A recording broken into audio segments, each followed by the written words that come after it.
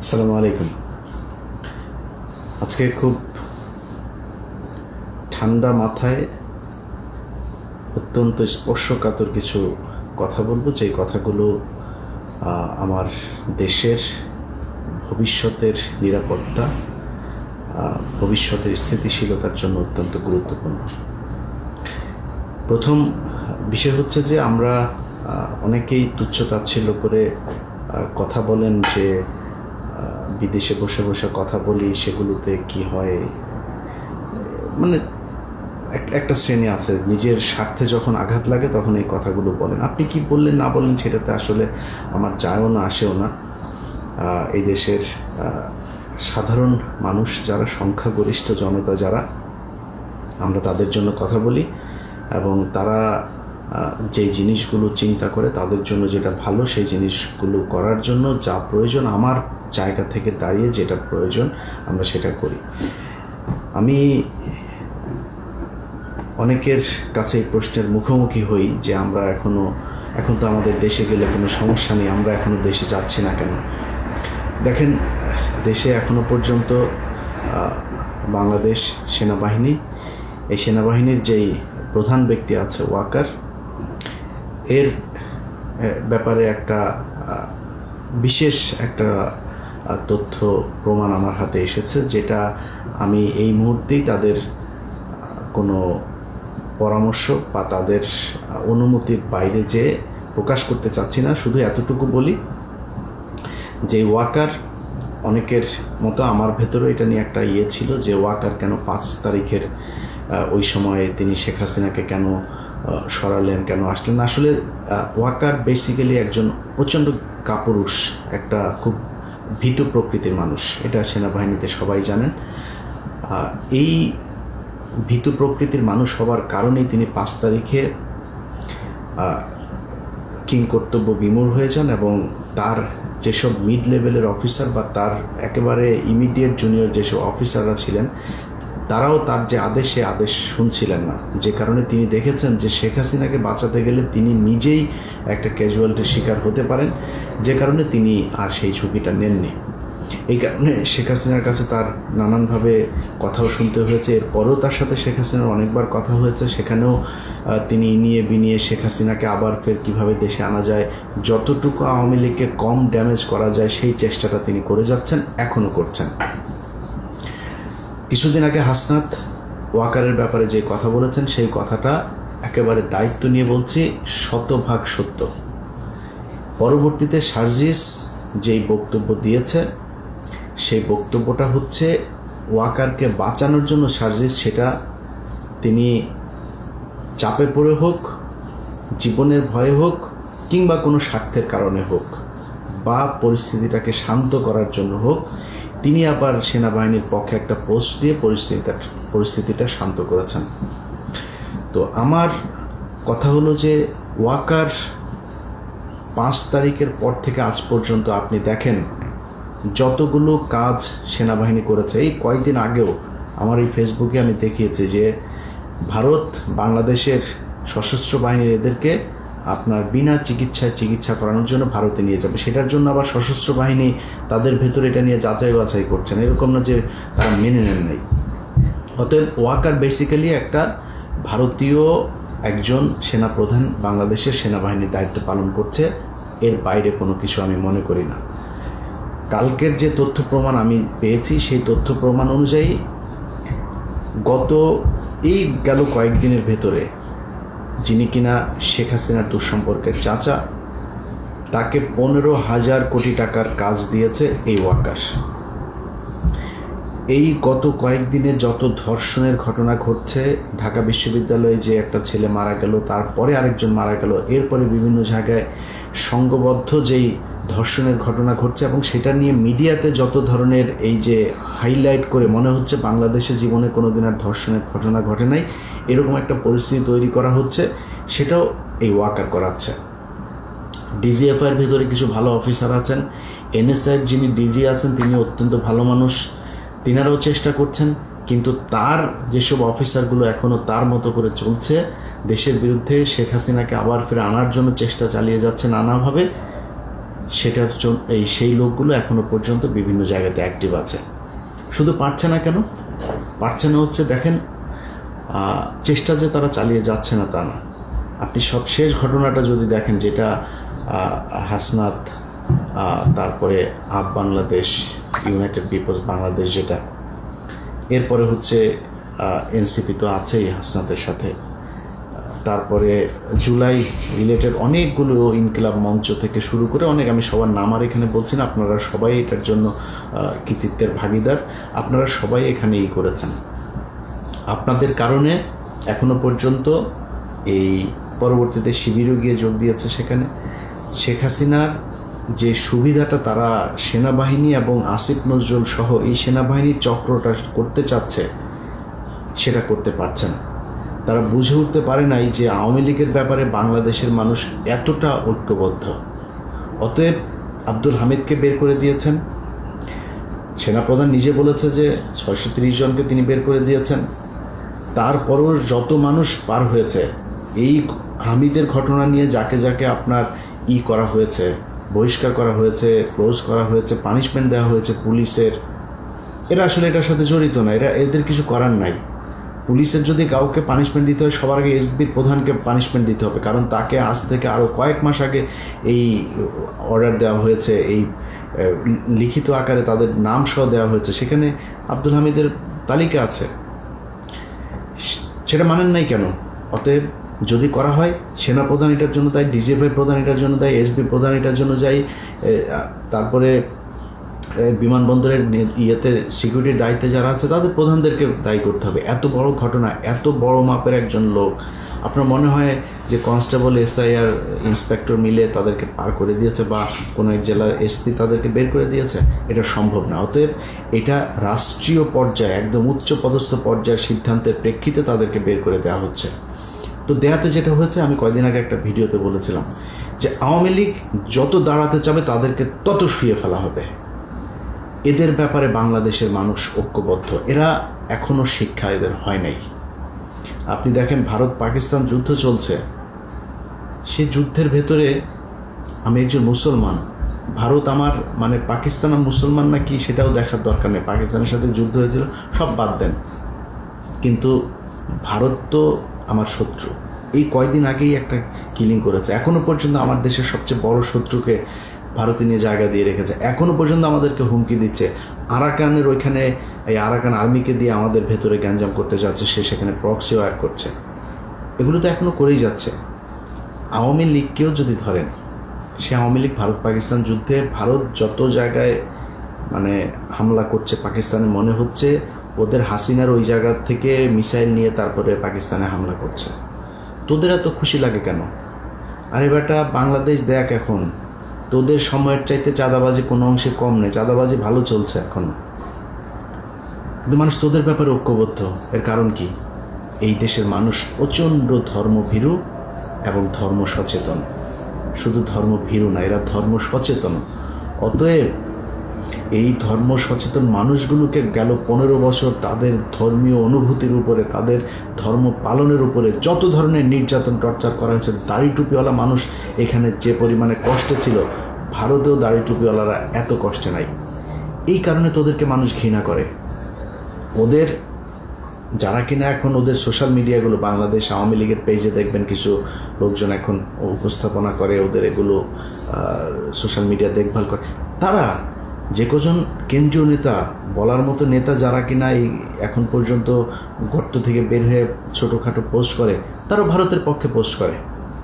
এটাই ওরা, ওদেরকে এই দেশে জায়গা দেওয়া যাবে না। অতএব আগেও বলেছি, এখনও বলছি, নিঃশ্বাস থাকা পর্যন্ত বলবো, এই আওয়ামী লীগের এই বাংলাদেশে আর জায়গা হবে না। এই প্রজন্ম, এই জেনজি প্রজন্ম যতদিন পর্যন্ত বেঁচে থাকবে ততদিন জায়গা হবে না। এখন প্রশ্ন হচ্ছে, কারা চায় যে আওয়ামী লীগ টিকে থাকুক? আমি বাংলাদেশ ইসলামী ছাত্র শিবিরকে ধন্যবাদ জানাই। জামায়াত ইসলামের আমিরও দেখেছি সব শেষ গিয়ে সেখানে বক্তব্য দিয়েছেন গতকাল রাতে, আপনাদেরকে ধন্যবাদ জানাই। দেখেন, একটা বিষয় পরিষ্কার করি, আওয়ামী লীগ এই গেল 15 বছরে বিএনপি এবং জামাত দুই দলের উপরে সমান নির্যাতন করেছে। এই দলগুলোর ভেতরে যারাই ভারতের বিরোধিতা করেছে, যারাই অরিজিনাল দেশপ্রেমিক, ভারতের সাথে আঁতাত করে চলতে চায়নি, তাদের কাউকে তারা ছাড় দেন। এমনকি বিএনপির সর্বোচ্চ নেত্রী, তাকে পর্যন্ত তারা জেলখানায় ঢুকিয়েছে। এটাই তো করেছে এই আওয়ামী লীগ গত। অতএব আমরা অনেক দূরে ছিলাম, হ্যাঁ আপনাদের ভাষায় আমরা কিছুই না, আমরা অবশ্যই কিছুই না। আমরা দেশে থেকে ভাই যুদ্ধ করতে পারি নাই, আপনাদের মতো লড়াই করতে পারি নাই, গুম হইতে পারি নাই, জেলে যাইতে পারি নাই, অবশ্যই। কিন্তু আমি আসলে একজন সংবাদকর্মী। আমার বাংলাদেশ ছাড়তে হয়েছে এই আওয়ামী লীগের বিরুদ্ধে কথা বলে। 14 নির্বাচনে আমার ভূমিকা কী ছিল সেটা বাংলাদেশের মানুষ জানে। তারপরেও আমার ভূমিকা কখন কী ছিল সবাই জানেন। আমি সেই সময় থেকে এখন পর্যন্ত সেই জায়গাতেই আছি।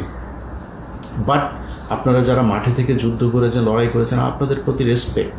আমরা যেতে পারি নাই, কিন্তু বিশ্বাস করেন বিএনপি এবং জামায়াত, আপনারা যেইখানে যখন নির্যাতনের শিকার হয়েছেন, ভিডিওতে দেখেছি যে আপনাদেরকে মারছে, আমার বুকে ব্যথা লেগেছে। আমার ভাইকে মারলে যেমন লাগতো, আপনার গায়ে হাত তোলার সেই দৃশ্যগুলো দেখে আমাদের ঠিক একই রকম কষ্ট লেগেছে। আপনারা নিয়ে বাজে কথা বলবো কেমনে বলেন? এই যে জামাত ইসলামের আমির, তারে প্রচণ্ড বাজে ভাষায় কথা বলেছে। ভাই এই লোক আমার জীবনে, আমি যদি এই লোকের চরও মারি, এই লোক কোনদিন আমার বাজে ভাষায় কথা বলবে না। এই প্রচণ্ড রকমের ডিপ্লোম্যাটিক একটা লোক।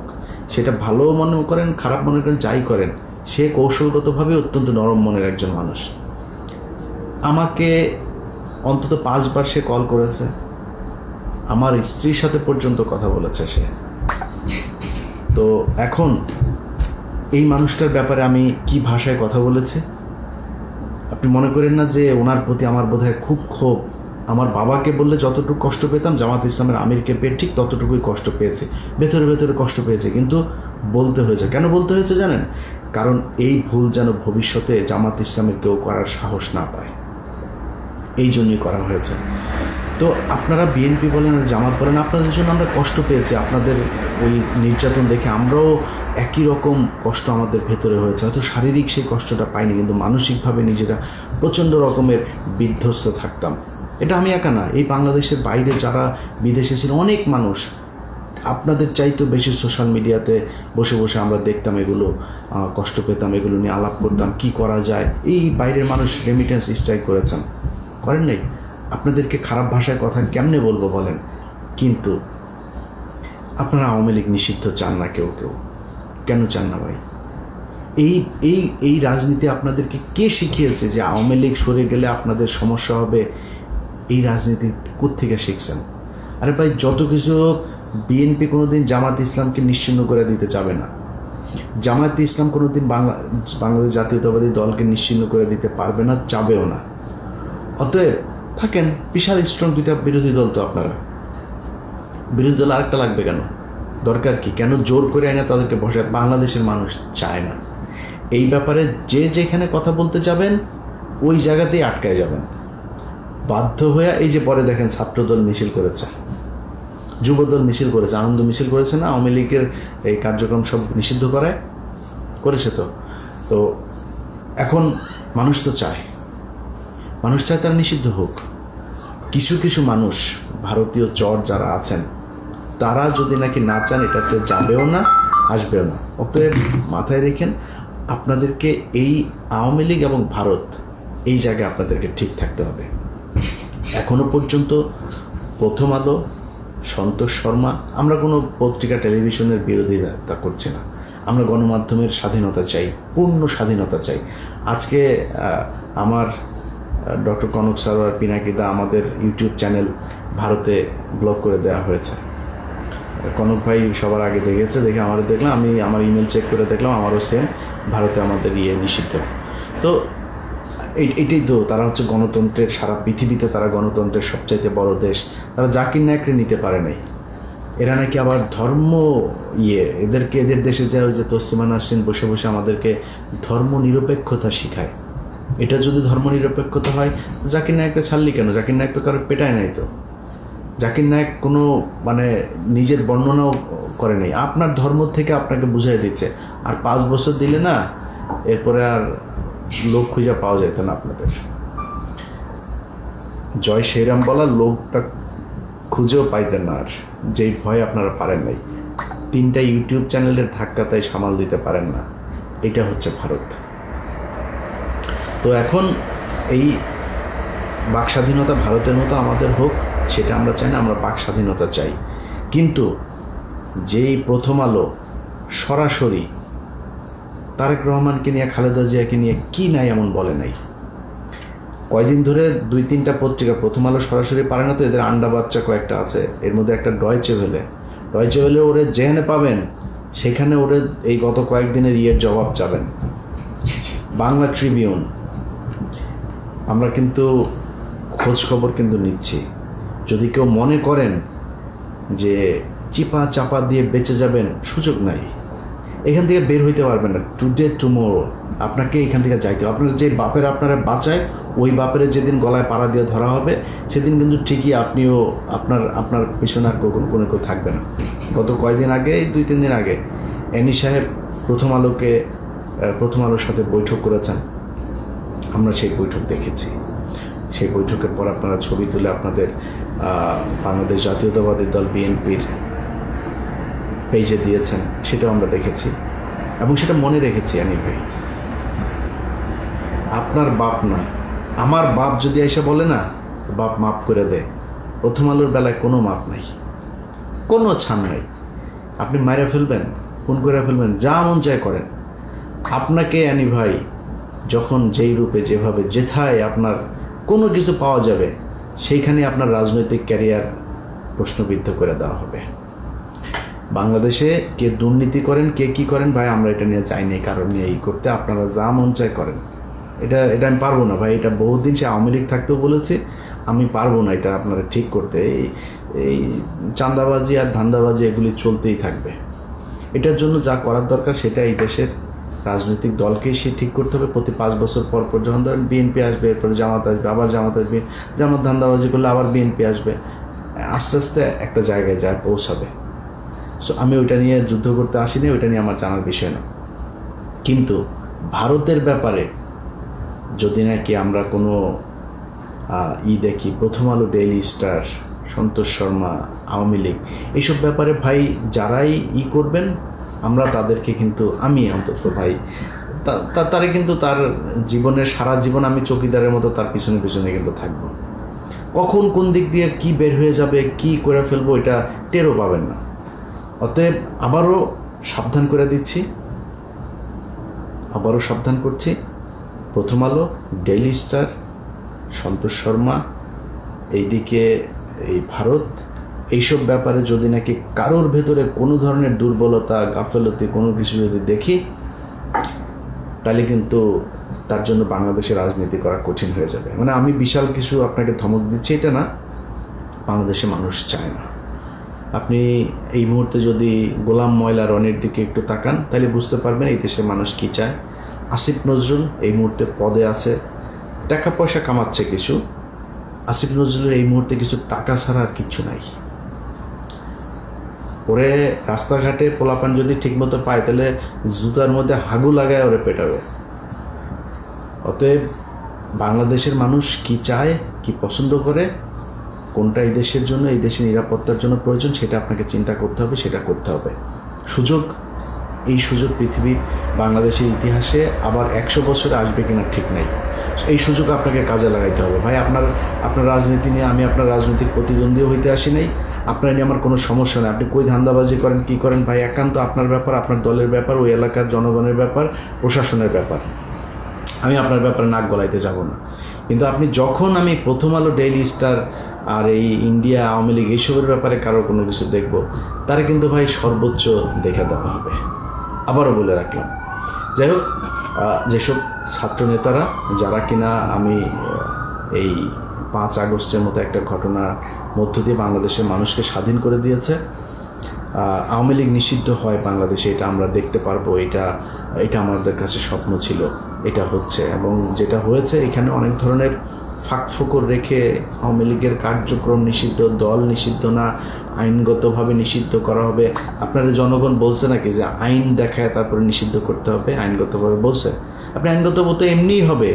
আরে ভাই, আন্তর্জাতিক অপরাধ ট্রাইব্যুনালে যে মামলা চলছে, গুম কমিশনের যেগুলি চলছে, বিডিআর বিদ্রোহ, যে সবগুলোতেই হবে।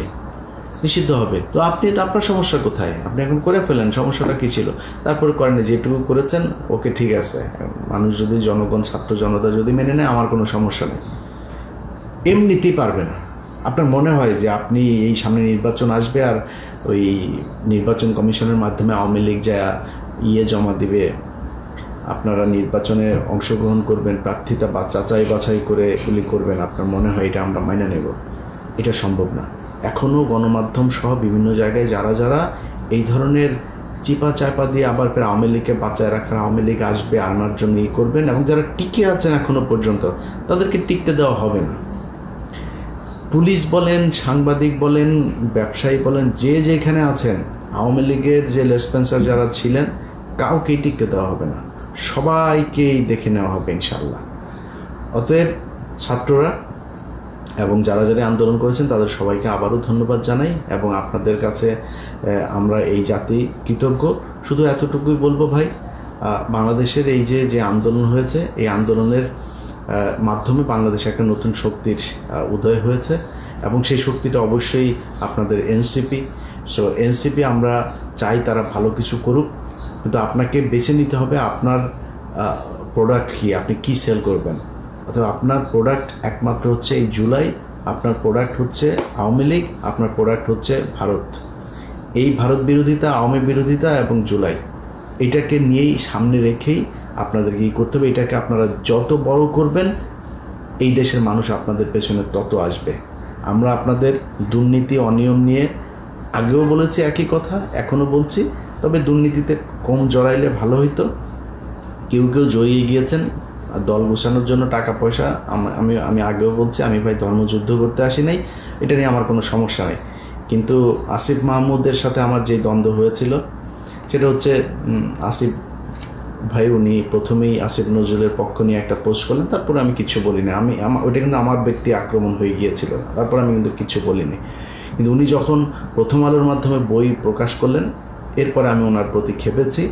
আমি যেইভাবেই হোক আমি খবর পেয়েছি যে আসিফ মাহমুদ এখন আসিফ নজরুলের সাথে নেই, এবং আসিফ নজরুলের ব্যাপারে ছাত্র প্রতিনিধিরা সবাই মিলেই ডক্টর ইউনূসের কাছে তাদের যেই বিরোধের কথা সেটা জানিয়েছেন, এবং আসিফ নজরুলের ব্যাপারে তাদের যে আপত্তি সেটাও জানিয়েছেন। আসিফ নজরুলের কোনো বক্তব্য যেন ছাত্রদের বক্তব্য হিসেবে ডক্টর ইউনূস না নেন সেটাও তিনাকে জানানো হয়েছে, এবং এই গত 8-10 দিনের ভেতরেই সেটা জানানো হয়েছে।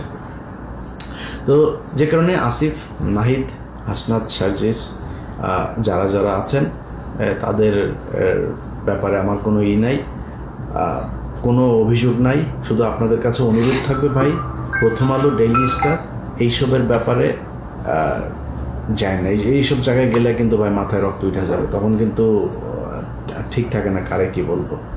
এটা ভাই আমার মানে আদর্শের খেলা, আমার একমাত্র পুঁজি এখন এই আমার মানে জীবনের টার্গেট হচ্ছে এই প্রথম আলোর এদের বিচার নিশ্চিত করা, এই সন্তোষ শর্মা সহ এদেরকে করা, এবং গণমাধ্যমে এখনও পর্যন্ত যারা যারা আছে তাদের, এবং এদের ব্যাপারে কিছুই যে হবে না তা না, এটার ব্যাপারে আমরা কাজ করছি। আমরা কাজ করার সেই ধরন, সেই সময়টা হয়তো আপনাদের বিভিন্ন সময় হইতে পারে, বিভিন্ন কিছু হইতে পারে, বাট দেখবেন যারা মনে করছেন বেঁচে গিয়েছেন, আপনাদের এই এই এই এই শাস্তি থেকে আপনাদের বাঁচাটা এত সহজ হবে না। সবাই ভালো থাকবেন, আল্লাহ হাফেজ।